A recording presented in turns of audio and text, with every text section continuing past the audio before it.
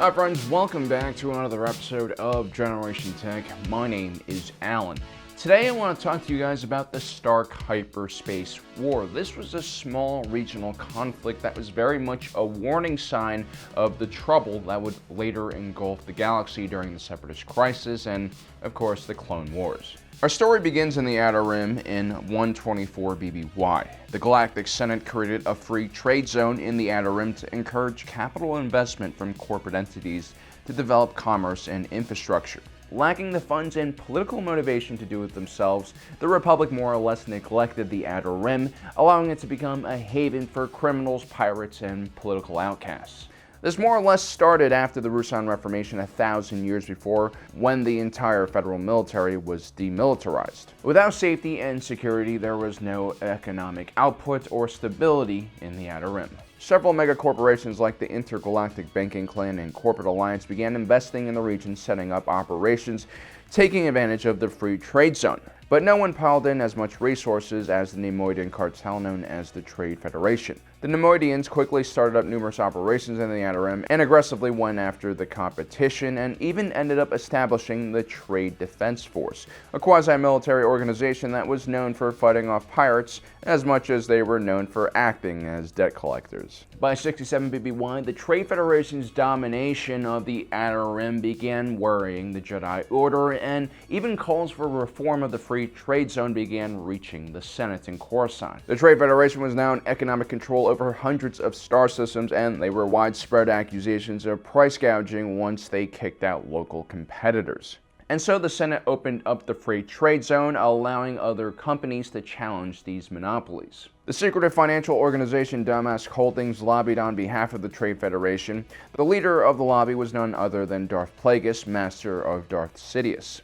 Darth Plagueis knew that as the Outer Rim became more prosperous, that the Free Trade Zone would eventually become regulated and taxed by the Republic. So, as a concession, he convinced the Senate to give the Trade Federation full representation in the Senate, as if it were just another planet. Now, while this is all going on in the Outer Rim, the mega conglomerates have basically complete control over access to basic supplies like food and water and energy, and they also have complete control over a lot of the important infrastructure.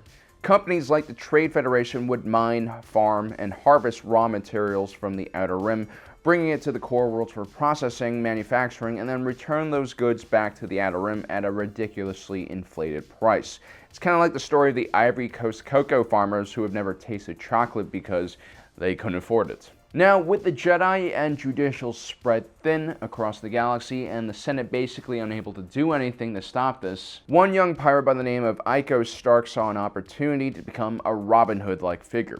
He began intercepting corporate cargo ships and stealing merchandise and then reselling them directly to the Outer Rim. Unlike Robin Hood, he was still selling these goods and making a killing, but the important part was he was selling them at a cheaper price than companies like the Trade Federation would. And quickly, other smugglers, pirates, mercenaries, even assassins and bounty hunters began working for Stark. Business was good and law was lacking, and more importantly, public opinion was on the side of the Stark Combine. This is what Stark called his merry band of criminals. And soon the Stark Commercial Combine was large enough to rival even the Trade Defense Force. This alone should have been very troubling for Coruscant and the Senate. Never in the galaxy's history has there been such a large and organized criminal organization. But as usual, Coruscant only cared about what affected Coruscant. That was until a massive explosion rocked the Alizai bacterium factory on the planet of Typhera. Alizai was a curious bacteria that grew out of fungus and had some very powerful healing properties and was one of the major components of Bacta. Bacta was this miracle fluid that was effective at treating all types of injuries and even diseases for a variety of species across the galaxy. Usually patients were submerged in a tank of the substance for a more serious treatment. It was so effective that it more or less replaced most conventional medicines. When the Alizai bacterium factory was destroyed, all of a sudden, Bacta production in the galaxy was reduced by 2/3, leading to massive panic. The prices began hyperinflating as rich core worlds started buying up entire supplies of Bacta and hoarding it for themselves, leaving Outer Rim colonies without any Bacta at all. Which, of course, is when the Stark Combine began targeting Bacta ships and stealing their supplies and reselling them to the Outer Rim. This solidified Stark's image as a hero more than anything else he did. Unbeknownst to the majority of the Stark Combine and probably even this Trade Federation, Lyco Stark was actually secretly partnered with the Trade Federation and also the leader of the Bacta company that just had its factory quote-unquote blown up. With their combined economic and now military power, their goal was to topple the Republic government. With a lack of Bacta, civil unrest will increase across the entire galaxy. On top of that, the Stark Combine has created a nav computer virus that can severely limit the Republic's ability to respond to this crisis. Naturally, Darth Sidious and Plagueis were the ones behind this entire plot, slowly pulling the puppet strings. Meanwhile, in the Galactic Senate, the Bacta shortages have finally pushed legislators into action. Newt Gunray of the Trade Federation protests that the Republic has done nothing to protect their trade ships, and at the same time has refused to allow the Trade Federation to increase their security forces. They threaten to stop trade altogether if the problem is not addressed. Meanwhile, Ranulph Tarkin of Iradu, cousin of Wilhuff Tarkin, leads the militarist faction in the Senate and points out that the Republic needs a military in order to enforce its laws. Meanwhile, Finis Valorum, who was just a senator at the time, calls for restraint and an official inquiry to the underlying causes of all this unrest. Members of the Jedi Council, including Master Tuvoka, senses that something is off about the entire situation, including the supposed scarcity of Bacta. Master Tuvoka leads a Jedi delegation to mediate a sit-down between the representatives of the Stark Combine, Trade Federation, and the Republic on the planet of Troikan, which is neutral ground. Finis Valorum had secretly organized the meeting in an effort to de-escalate the situation. Meanwhile, also behind the scenes, Tarkin and Gunray meet to talk about their own proposal. Tarkin has already assembled a prototype Republic Navy and Army made up of local defense forces from worlds aligned to Tarkin's militarist faction. This included members of Iradu's Outland Region security forces and sympathetic elements of the judicial forces. Tarkin knows that Newt Gunray has knowledge about the location of this secret sit-down that Valorum has organized and blackmails him in order to get the information. He wants to attack the meeting and take out the Stark Collective once and for all, showing the Republic why they need a federal military and a strong military leader like him in charge. And so, while the meeting is adjourned, Newt Gunray sends a signal to Tarkin's newly created military force, which is waiting just a hyperspace jump away and ready to attack. But Lyco Stark is tipped off about the incoming invading force and instead takes control of the meeting at Blaster Point with his own thugs. The Stark Collective has also infected Tarkin's fleet with their virus, which disables all the navicomputers on all of their ships, sending a good portion of the Republic fleet straight into planets, stars, and other gravitational anomalies. Only a small percentage of Tarkin's fleet makes it to Troikan, and they find themselves flying straight into an ambush carried out by the Stark Combine. And while what remains of Tarkin's fleet gets ripped apart, Stark demands complete compliance from the Republic and threatens to execute everyone in the room. Of course, the Jedi are more than capable of defeating his thugs, and soon an all-out melee ensues. While the Jedi seem to have everything under control, Newt Gunray's droids start firing on everyone in the room, and they end up mortally wounding Master Tuvoka.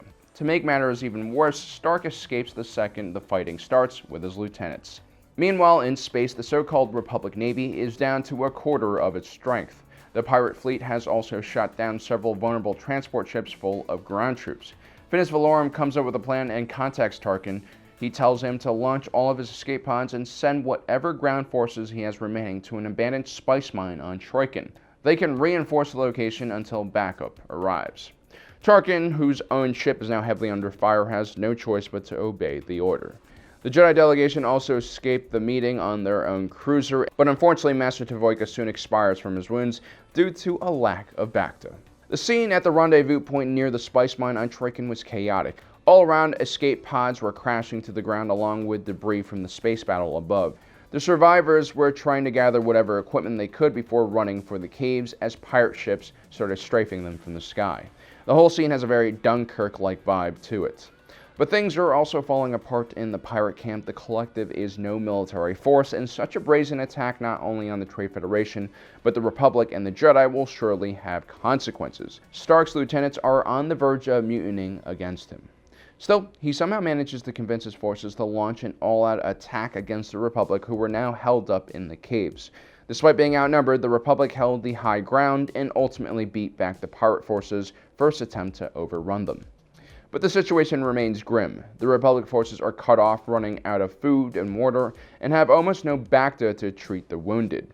And with their communications blocked, it's likely the wider Republic has no idea there are survivors still trapped on Troikan. A small group of Jedi manage to break out of the siege with Senator Valorum and steal a ship. Their goal is to return to the Republic and gather whatever forces they can to relieve the Republic forces trapped on Troikan. But the Senate is unwilling to send any aid, as Tarkin's actions had been completely unsanctioned.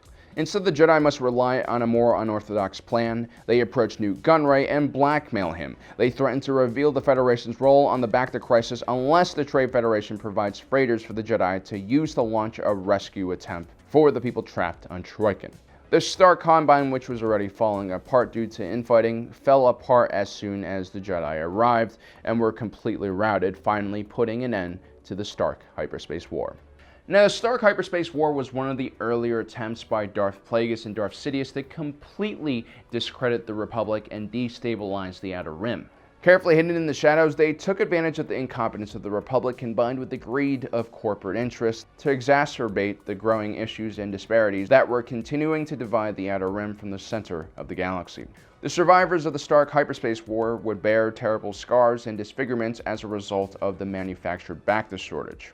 It was actually quite rare in the Star Wars universe to see people with scars, thanks to Bacta's miraculous ability to basically heal anything. So the veterans of the war were a very clear visual reminder of what happens when the Republic loses control. So there you have it, guys. I hope this battle gives you a little more context about the events leading up to the Clone Wars. The prequel era is fascinating because of how much background information is created to explain how the galaxy gradually spirals out of control. It's one of my favorite parts of Star Wars lore. Well, I hope you enjoyed today's episode. Don't forget to subscribe and hit that notification button down below. As usual, thanks for joining us today. If you're watching this, you are Generation Tech.